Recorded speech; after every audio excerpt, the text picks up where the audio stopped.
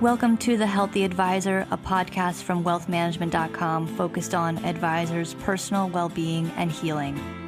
I'm Diana Britton, managing editor of WealthManagement.com, and in this podcast we explore some of the struggles and personal development issues facing advisors and financial services professionals, and how to get to a place of healing for mind, body, and spirit.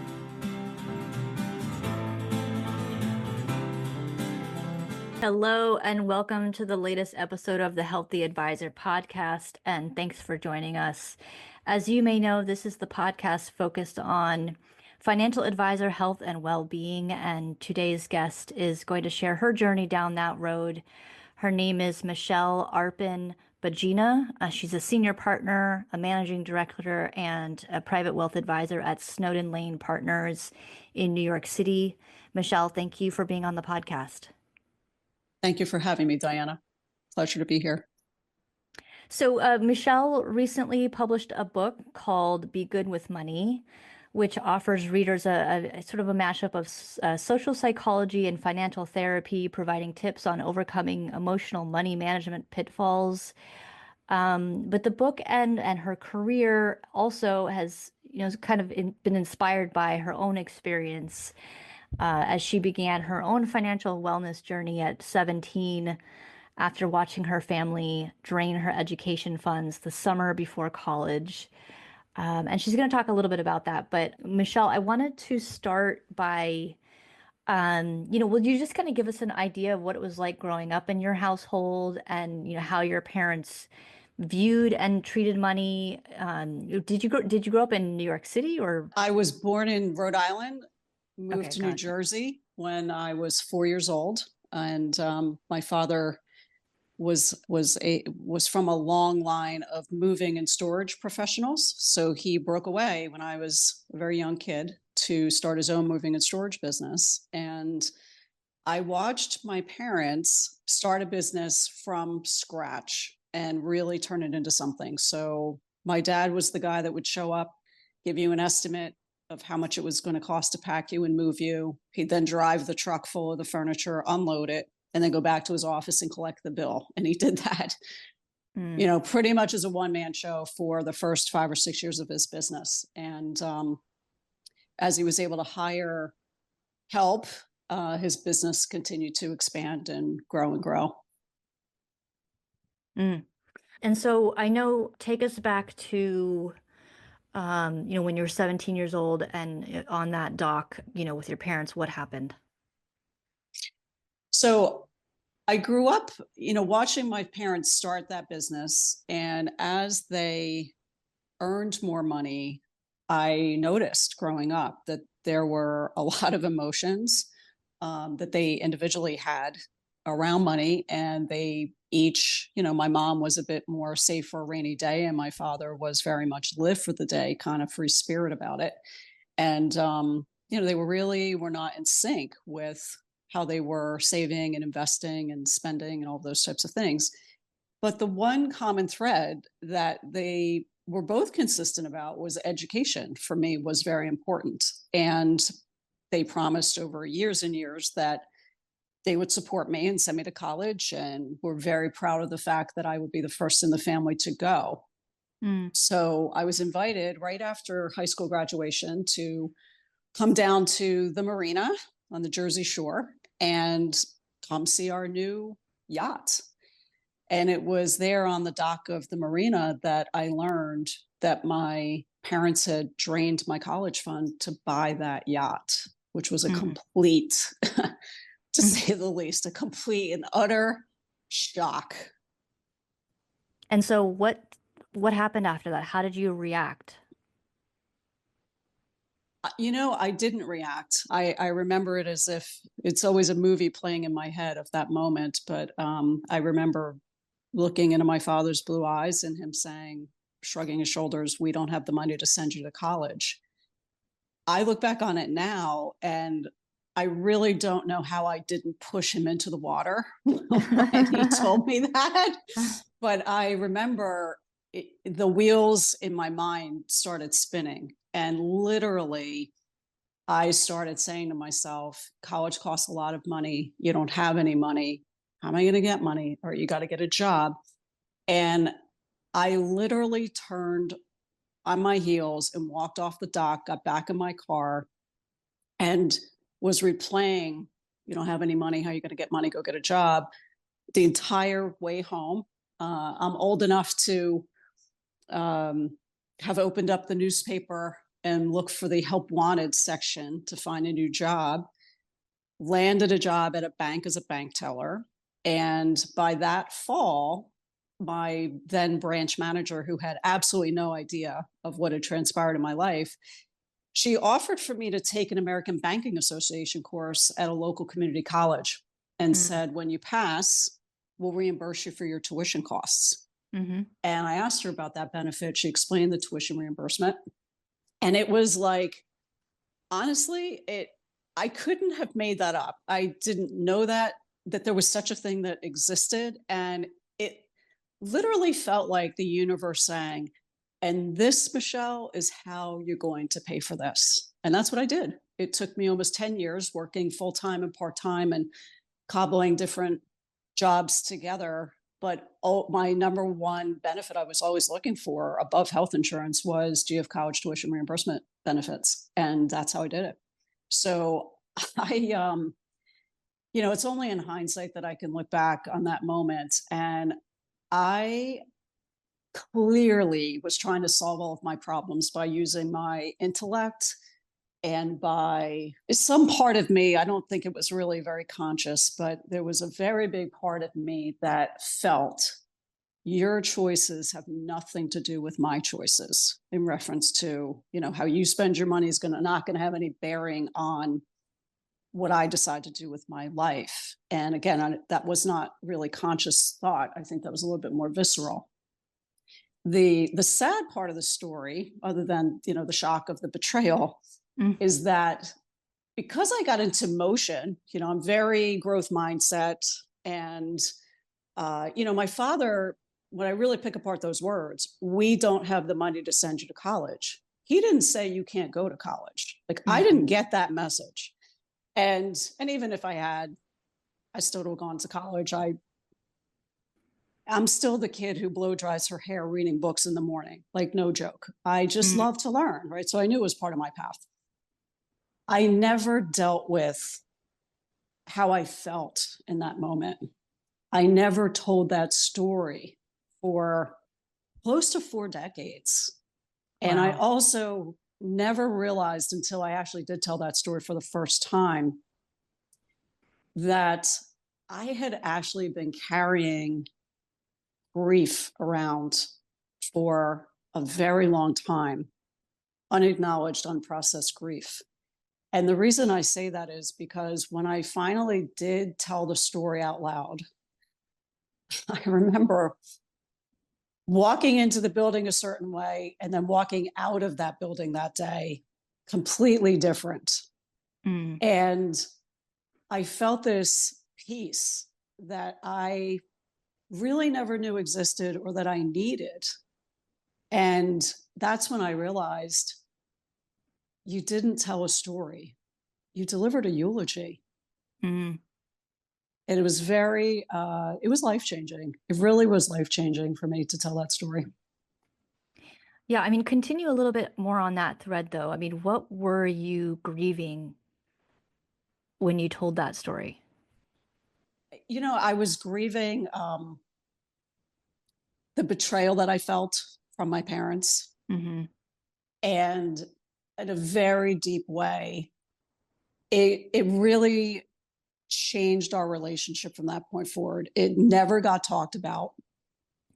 And I think to give my parents some grace, I think part of why it never got talked about, why they never brought it up, I think they were actually embarrassed that they had Yeah. made that choice.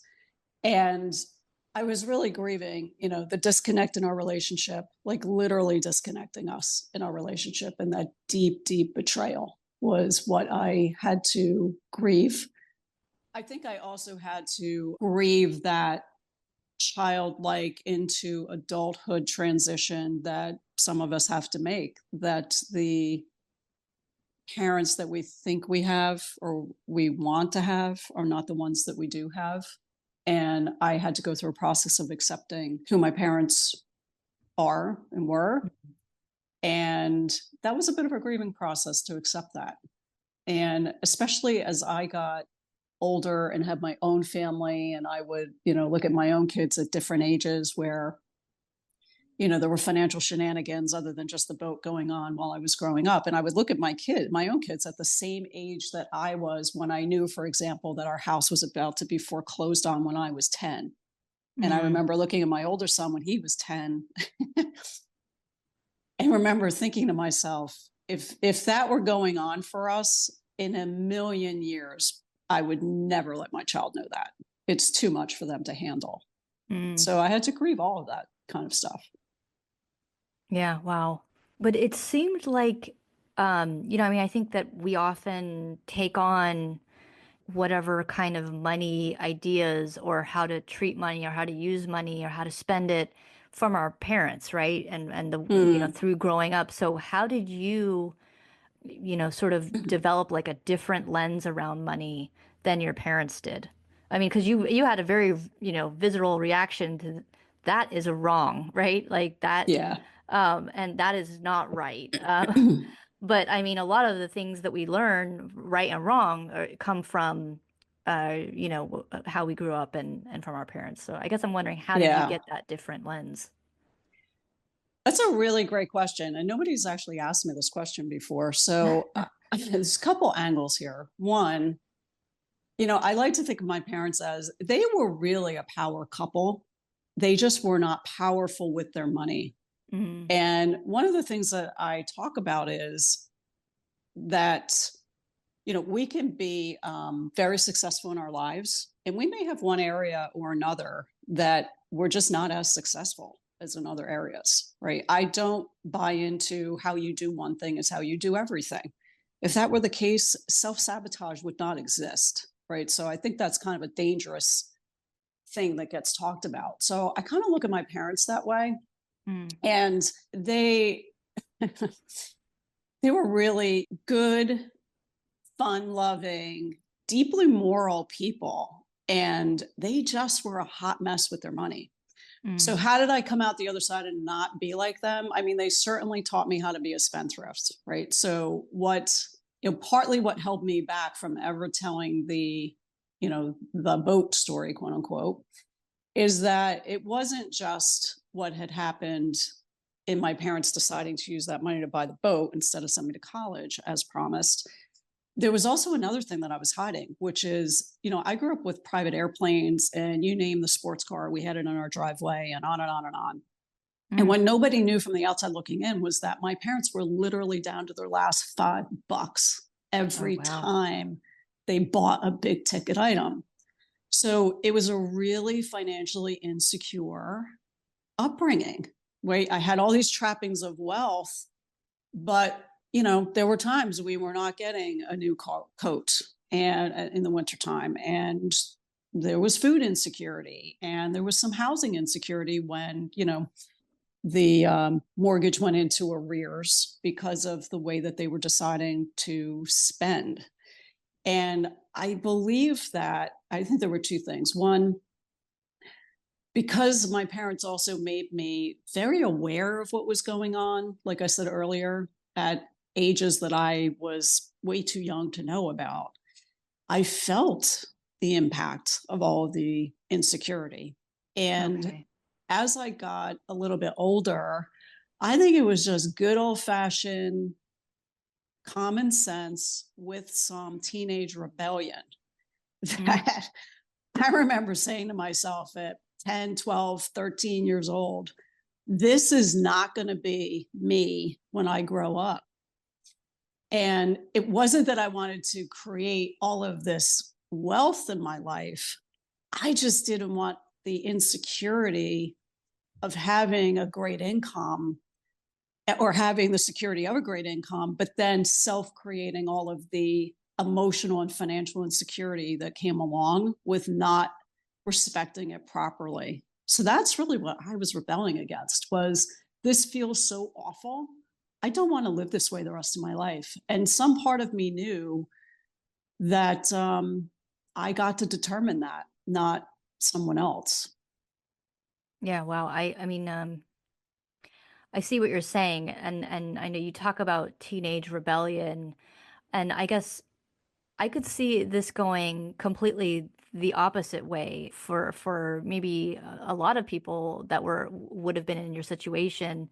And, sort of when that happened at 17 years old, you could have just gone down a really dark path, Hmm. of like addiction and I don't know, I can't really think of anything right now, but like, I mean, I could picture a lot of people going down a dark path of addiction and depression. And how did you avoid that path? Or, where did the resiliency come from that, allowed you to step off of that dock and go out and seek success in your own life?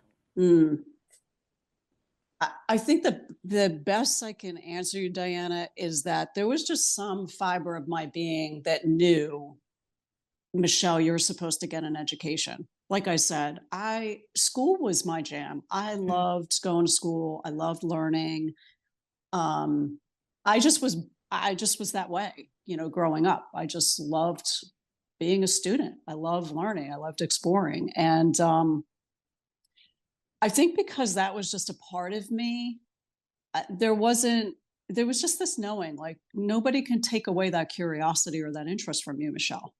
And if yeah. that's what you want to do, it is figure outable. Now, was I upset and angry and hurt? Yes, all of that, those things. But what I basically did in the very beginning was I went from a defense mechanism. I really closed myself off. I avoided the Mm, topic with other people. I wouldn't talk about it. And, as I said earlier, like, I was letting my thought process drive the boat and not allowing myself to feel the feels. And that all worked until those defense mechanisms of protecting myself, they stopped working. mm, And it was the right choice to become really independent and figure things out at the moment. But, every defense mechanism, it has a shelf life. And I went mm. way past the shelf life. And this may sound like a little thing, but when I think back on it, I wouldn't change a thing of anything that happened, believe it or not. And I wouldn't change how I reacted or how long it took me to tell the story, because you're only ready to do things when you're ready. The only thing that really makes me sad is in all those intervening years between 17 and when I finally told that story, I think that there was a part of me that people never really got to know. And that I feel is a little bit sad, is Yeah. that people, they weren't meeting someone else, but they weren't meeting my full self. Mm, And I feel like connections and friendships would have been, so much richer and deeper if I had been able to be more open. But, it was something that I just, for a variety of reasons, part of it was grappling with, is this do I need to protect and defend my family, even though there was this huge betrayal, right? Because our connection to family is just that strong. And, is this my story to tell? Is what I also had to grapple with. mm. And the reason I was even grappling with that story is, again, is that a family story that is better left inside the house, so to speak, versus known at large? And where I ultimately got was, this happened to me. I didn't cause it, but this happened to me. And if it happens to me, it's my story to tell. Yeah. Yeah, absolutely. Well, I know that wasn't like the only, experience with money you had growing up. Tell me this piggy bank story and how that experience shaped you, because I know that that's come up even later in life, that experience. This was a doozy. So, Diana, as financial advisors, we're often taught, suggested to ask our clients, what's your first memory of money? I Hmm. don't ask people that any longer. I ask people, what is your first memory of negotiating money, or your Mm. first money conversation memory? So for me, the piggy bank story is really my first conversation about money. And the story goes, I woke up on a Saturday morning, ready to watch cartoons. My father came into my room and asked me if he could borrow some money from my piggy bank. And when I asked him what he needed the money for, which was cigarettes, I said, no, without hesitation. No, you can't have my money for cigarettes, because I loved him too much to use my money to buy something that would potentially harm him. Hmm. I was 5. And I never got a chance to say why I said no. When I said that, if looks could kill, he gave me a Yeah. look of sheer disgust. And he reached into my bank, he took the money, and I burst out crying. And as I burst out crying, he just walked out the door as if nothing had happened. And I remember laying there at the bottom of that bunk bed, feeling frozen, wanting to chase after him. And what I wanted to say was, no, no, no, no, no. You can have my money. I take back what I said. Mm. Fast forward. Okay. I never made the connection until many, many, many years later. And we all know that we make meaning out of all of our life events, childhood and otherwise, and they have influence and impact on, all the behaviors and decisions that we have, not just money. So fast forward, it wasn't until I was buying a new automobile after COVID. And because we were facing a shortage, I had to order the car. Mm. I had a signed purchase order with the dealership on a agreed upon discount that they would give me. So in comes the car, and the sales manager called me upon delivery, and we started talking about the price, and he was pretending that we didn't already have a deal for this Yeah. discount. Hmm. Thankfully, we were having a conversation on the phone, because what was going on in this conversation was, and I'll loop this back to the piggy bank. This might be a little of a windy story. But what was going on in the conversation was, he was being very, very aggressive. And every time he would ask me a question, he would start talking over me, and I couldn't finish my answers. And it just kept going like that. And at the end of the call, I literally was shaking like a leaf, head to toe. And before he slammed the phone down, he said, yeah, I don't know if we're doing this deal. Meanwhile, I had already sold my car, so I was out of a car, and I really wanted this car. Okay. Yeah. It took me all weekend to figure out, like, what is going on? Why am I having this reaction to this person? And it brought me to a flashback of when I was in the 3rd grade. We used to run out to the kickball field at recess, and it was Hmm. first come, first serve. Whoever got there got the field. And I got there first. So I was out there playing with my friends. And here comes this kid in my class who was mad that we were playing and told me we needed to get off the field. And I said, no, we were here first. And I mean, just picture an 8-year-old Yeah. girl, pigtails, glasses. Okay. Next to this other little boy, his name was Carl. And we ground our little heels in the orange dirt, and we're yelling at each other. And he got so angry that I wouldn't leave the field that he closed fist punched me in the Oh God. face. Yep. Oh. So that was how I was feeling when I was talking to the gentleman at the car dealership. It took me all weekend. I'm like, oh, this feels like Carl. Okay. I have Yeah. this bully who's trying to renegotiate the deal. A deal's a deal, right? Just like the kickball field was a deal, first come, first serve. So how does this relate to the piggy bank story?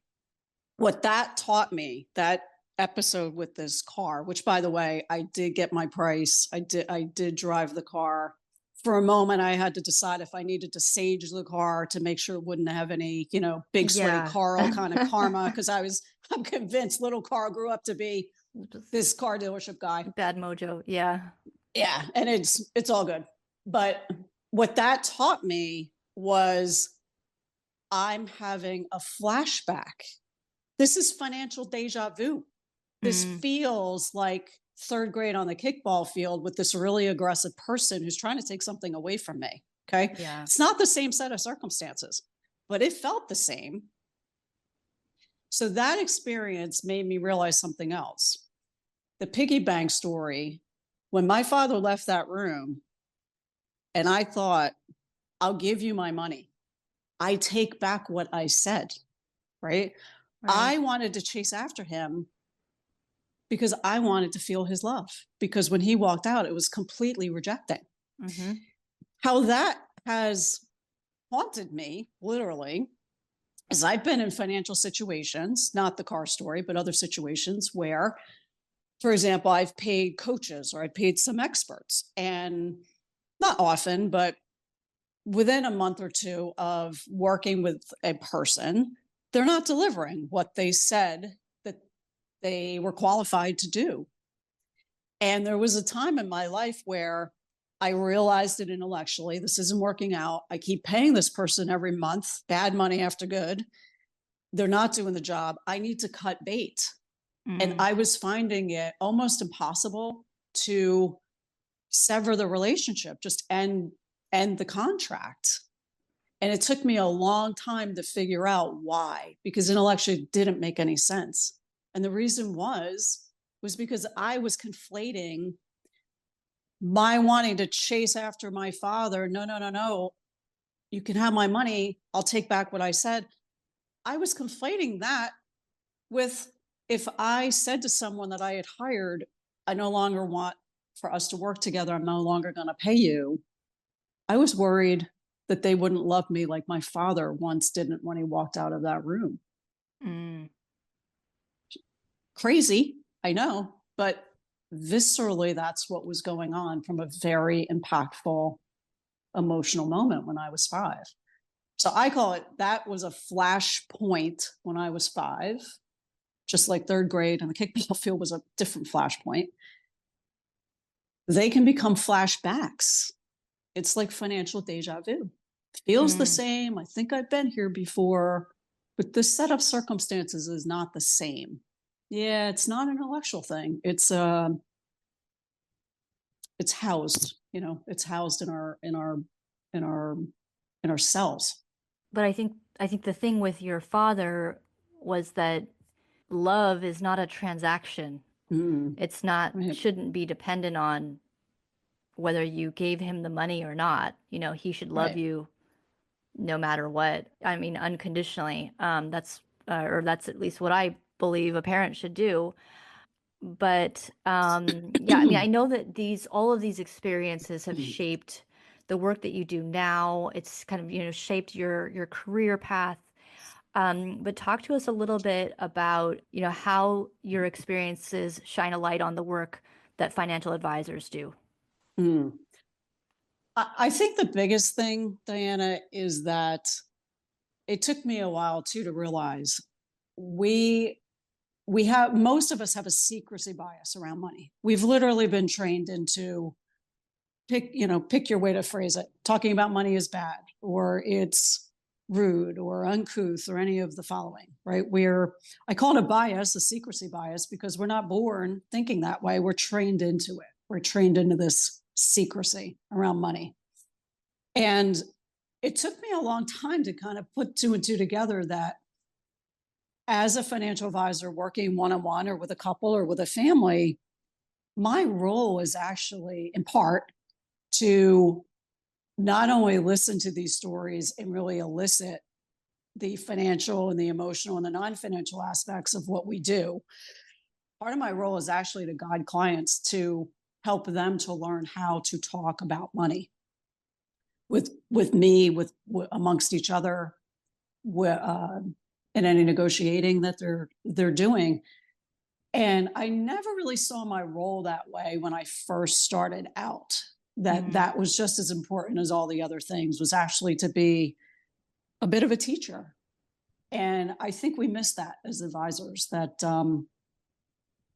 that's a role that is easy for us to take on, because if someone is basically putting their financial life in your hands, the trust is really high, and they will go there in a meaningful and appropriate way to speak about money.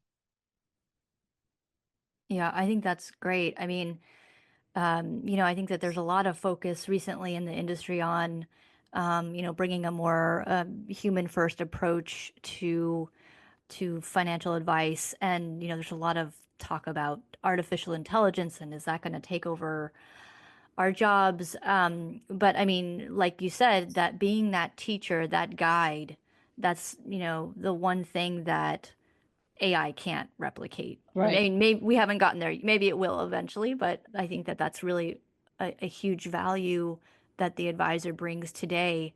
Well, I'm afraid we're just about out of time, but I'd like to thank my guest, Michelle Begina, for being on the podcast. Michelle, thank you so much, and just for being so open and honest with us. We really appreciate that. Oh, it was a pleasure. Thanks for having me. And if you'd like to reach out to Michelle, you can go to her website, which is at michelleab.com. And you can go there, and she's got the first chapter of her book out. You can request it there. But if you also have a struggle and you wish to share your experiences and help others in similar situations, please feel free to reach out to me at diana.britton@informa.com. I'd like to thank you for listening to The Healthy Advisor. If you've not subscribed to the podcast yet, please click the subscribe now button below.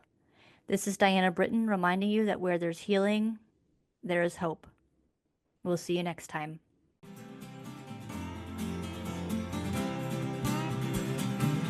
Thank you for listening to The Healthy Advisor, a podcast focused on advisors' personal well-being and healing. Click the subscribe button below to be notified when new episodes become available. The information covered and posted represents the views and opinions of the guest and does not necessarily represent the views or opinions of WealthManagement.com. The content has been made available for informational and educational purposes only. The content is not intended to be a substitute for professional advice. Always seek the advice of your healthcare provider with any questions you may have regarding your particular situation.